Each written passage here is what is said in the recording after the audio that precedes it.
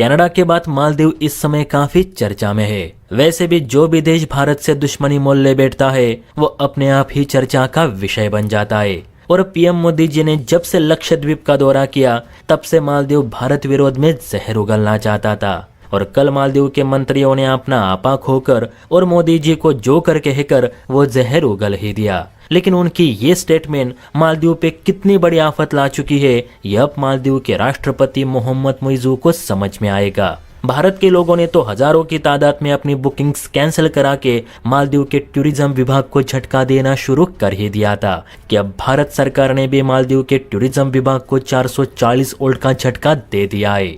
और भारत सरकार का यह फैसला मालदीव को रोने पे मजबूर करेगा। वैसे आपको बता दूं कि मालदीव के तीनों मंत्री जिन्होंने भारत को लेकर आपत्तिजनक टिप्पणियां की जिसके चलते उन्हें सस्पेंड भी किया गया, लेकिन उन्हें जिस बात का घमंड था कि भारत के मुकाबले मालदीव के पास खूबसूरत बीचेस है, मालदीव फॉरेनर्स को अच्छी टूरिज्म फैसिलिटी मुहैया कराता है, मालदीव के पास वीआईपी गेस्ट हाउसेस है जो भारत को कहीं देखने को नहीं मिलते। तो आपको बता दूं कि इस समय मालदीव में जितना भी टूरिज्म को लेकर विकास किया गया है या फिर हो रहा है, यानी जो आकर्षक झोपड़ियां, समंदर के बीच रेस्टोरेंट और सी डाइविंग को लेकर जो भी कुछ किया गया है उसमें 45% हिस्सेदारी भारत की है। शायद आपको पता नहीं होगा लेकिन मालदीव में पर्यटन के विकास के लिए भारत ने ही पैसे निवेश किए हैं। ऊपर से हमारे ही इंजीनियर्स ने मालदीव के सी टूरिज्म स्पॉट को डिजाइन किया है। अगर बीते 10 सालों की बात करें तो मालदीव ने पर्यटन विकास के लिए भारत से 5000 करोड़ से ज्यादा की क्रेडिट लाइन ले रखी है।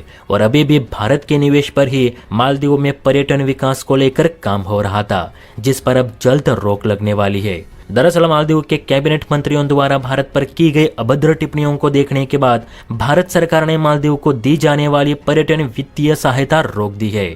जैसे कि कुछ महीनों पहले यानी काला पानी विवाद को लेकर नेपाल की रोक दी गई थी। रिपोर्ट में बताया जा रहा है कि 2023 में मालदीव ने भारत से लगभग 845 करोड़ रुपयों की क्रेडिट लाइन ली थी जिसे वो अपने पर्यटन विकास योजना में लगाने वाला था। तब मोहम्मद मुइज़ू मालदीव के राष्ट्रपति नहीं थे, इसलिए भारत भी मालदीव की दोनों हाथों से मदद कर रहा था। आर्थिक सहायता के अलावा भारत मालदीव को जेनेरिक मेडिसिन भी 35% के डिस्काउंट पे देता है।